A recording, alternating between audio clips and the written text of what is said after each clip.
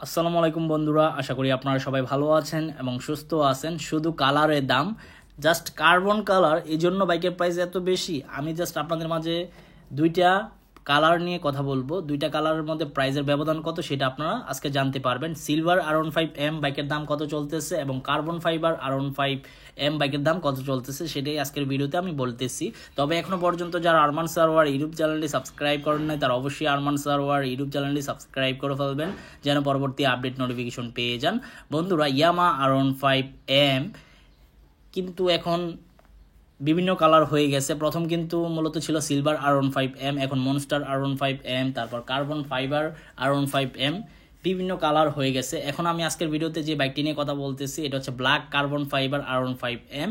এই বাইকটির বর্তমান দাম চায় 6,10,000 টাকা আস্কিং প্রাইস বা 6,20,000 টাকা আস্কিং প্রাইস, মানে 6,10,000 থেকে 6,20,000 টাকা আস্কিং প্রাইস বলতেছে।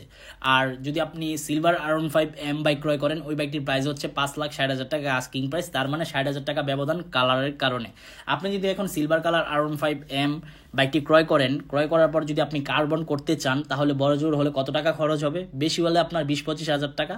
কিন্তু এইভাবে যদি আপনি না করেন, ডাইরেক্ট কার্বন ফাইবার R15M ক্রয় করেন, তাহলে কিন্তু ব্যবধান হয়ে যাচ্ছে 6,20,000 টাকার দাম, যেহেতু ব্যবধান হয়ে যাচ্ছে 60,000 টাকা। আর যেখানে আপনি সিলভার R15M ক্রয় করে তারপর কার্বন চাইলে করাতে পারবেন, তখন কিন্তু আপনার অত প্রাইস বা অত খরচ লাগবে না, 20-25 হাজার টাকা হলেই এনাফ। তো যাই হোক, বর্তমানে কার্বন R15M বাইকটির দাম চলতেছে 6,10,000 টাকা।